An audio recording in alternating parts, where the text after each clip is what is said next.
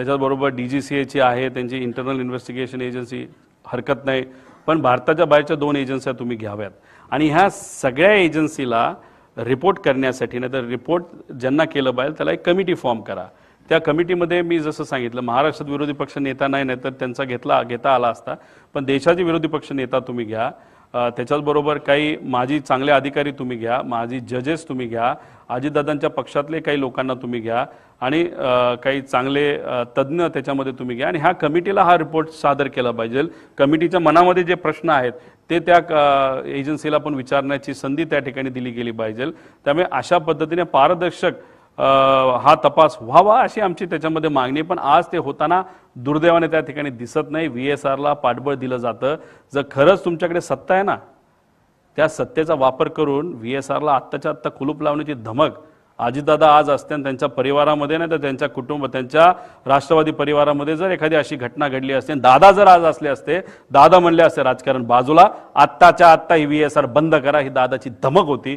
ती धमक मात्र आज सत्तेत असणाऱ्या लोकांकडनं दिसावी अशी लोकांची आणि आमची अपेक्षा आहे.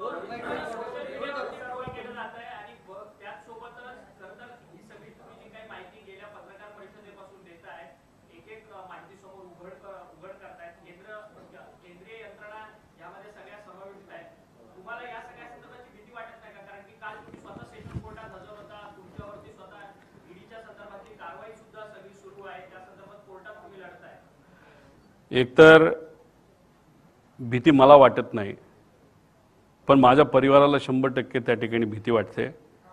एवढ्या मोठ्या लोकांना जर तू अंगावर घेत असेल, त्याच्याचबरोबर एवढी मोठी लोक जर कुणी असेल, कारण ही घटना घडवायला फार मोठे लोक त्याच्या मागे असू शकतात, नाही तर लागतील, आणि मग या लोकांना तू अंगावर घेत असतील तर आम्हाला तुझी काळजी वाटते. हे माझ्या पत्नीली सुद्धा मला बोलून दाखवलंय, माझ्या मुलांनी मला बोलून दाखवलंय, माझ्या आईवडिलांनी आणि माझ्या सासऱ्यांनी आणि सगळ्या जवळच्या लोकांनी ते बोलून दाखवलेलं आहे. पण आपण नाही लढणार तर कोण लढणार? कारण का हा विषय अतिशय भावनिक आहे, महाराष्ट्रासाठी सुद्धा आणि आमच्या परिवारासाठी सुद्धा. जर भीतीपोटी आम्ही थांबलो, शांत बसलो, तर आम्ही मराठी माणसं कशाचे आणि आम्ही पवार कसले? आम्ही लढत आहोत, ठीक आहे, भीती आहे. उद्या जाऊन या बाबतीत काय गोष्टीची दक्षता आम्ही घेतली आहे आणि बघू आमचे कार्यकर्ते सुद्धा त्या बाबतीत काय भूमिका घेत आहेत. उद्या जाऊन आपण बघणार आहोत. काही कार्यकर्त्यांनी इच्छा व्यक्त केलेली आहे की उद्या जाऊन कुठेतरी काही वेगळ्या पद्धतीने आपल्याला काही प्रोटेक्शनच्या बाबतीत करता येईल का, पण तो त्यांचा त्या ठिकाणी विषय आहे.